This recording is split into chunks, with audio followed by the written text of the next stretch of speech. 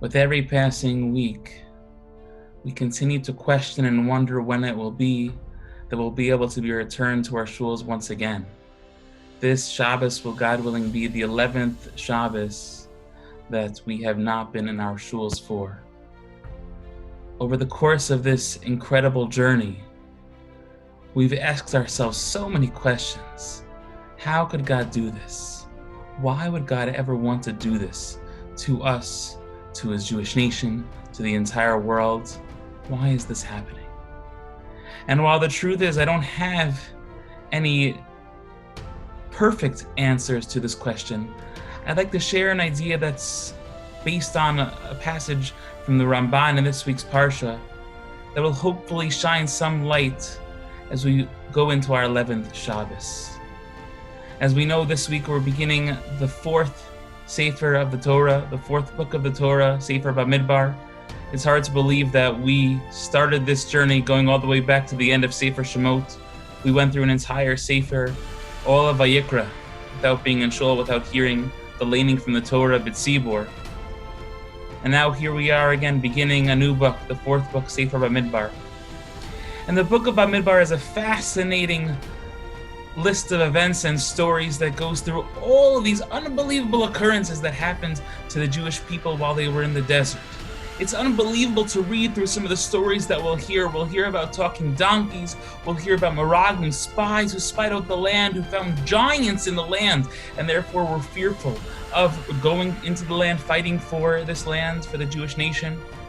We'll hear about so much strife and conflict in the Jewish people, as we learn about the story of Korach and his rebellion, and as we learn about countless events over the course of years that took place that tried the Jews in ways that we can't imagine even to this day.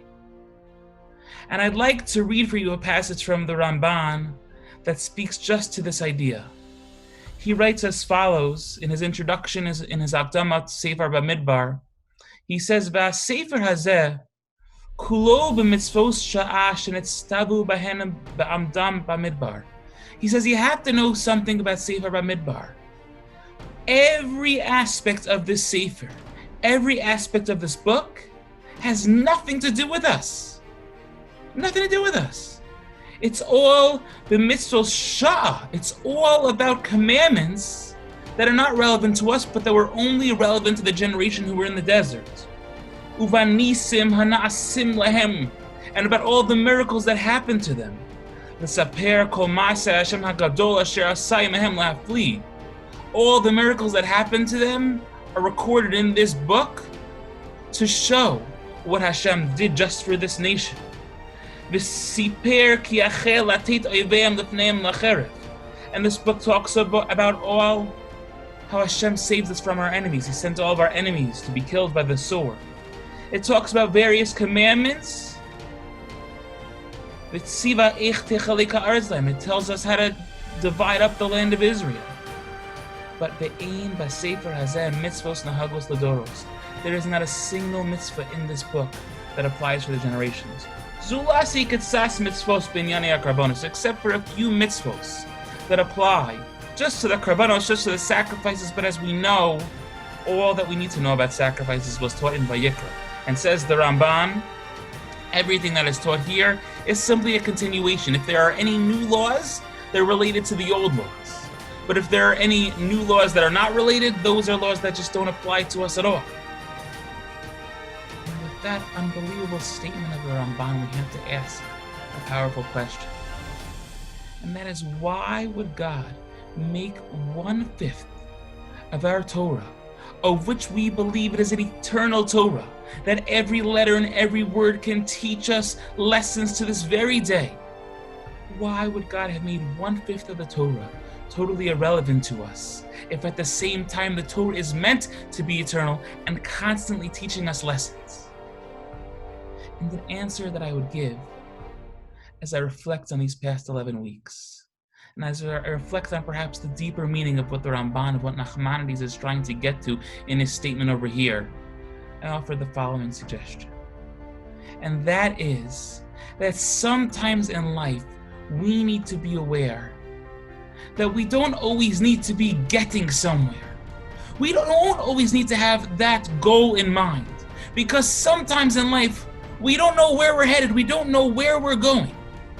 This time period is perfect to describe that feeling. All of life, truth be told, is about that, but so often we don't always feel that. But now, over the course of these last 11 weeks, in this emotional roller coaster, in this psychologically trialing roller coaster that we've been on over the course of these past nearly 3 months, we can clearly answer and say that even though we don't know where we're going, it has to be that there's something about this experience that is meant to teach us something. And what the Rambam offers, I believe, in his statement over here, in saying that this book has nothing to do with us, is that he's driving home the point that sometimes the conclusions, sometimes the ends may not have to do anything with us. Sometimes the end is not what it's all about. What it's truly about in life is the journey.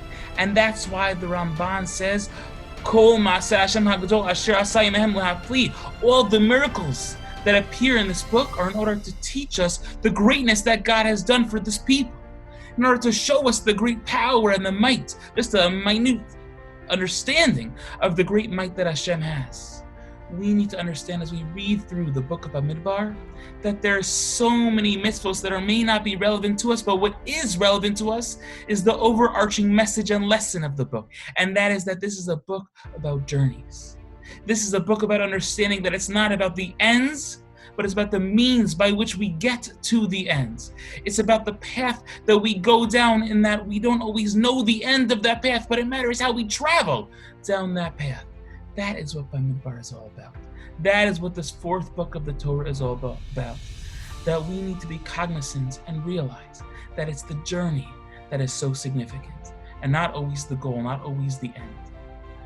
We know that this past week the governor made the announcement that was earth-shattering, that gatherings of up to 10 people are now allowed for religious purposes. And this obviously impacts our community greatly. And we will be sending out more messages and more details in terms of how we will be dealing with this. But what I believe is that this is not just a coincidence.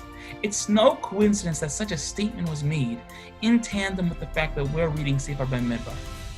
Perhaps we can say that all of this has been shared with us right now to drive home the point that we have to stop being so goal-oriented.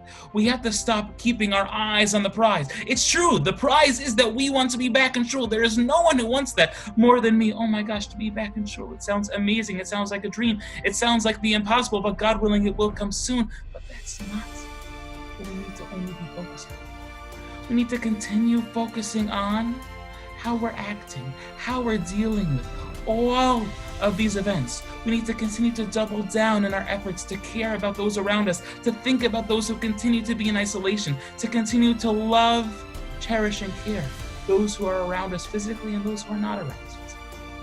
We need to continue being there for all of our neighbors nearby and afar.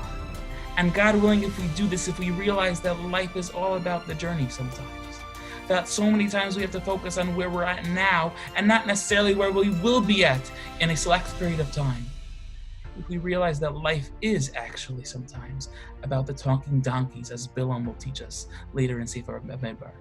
If we're to understand that life is sometimes about the uprisings of people like Korach, if we're to understand that sometimes life is about spying out the land and not always about being in the land, then God willing, we can hope and pray that with that mentality, that with that framework in mind, that Hashem will continue to watch over us, that Hashem will continue to protect us, and that God willing, we will all return to our shul, not in Merek as we've been saying, but in Yerushalayim Yer HaKodesh, B'mehira B'yameinu Amen. I wish everyone a Shabbat Shalom. I wish everyone a healthy, happy, safe, and sane Shabbos as we continue along this journey, praying that we reach the prize soon, but also that in the interim, God will give us strength to keep going and to keep fighting in what has been a very trying few months. Shabbat Shalom.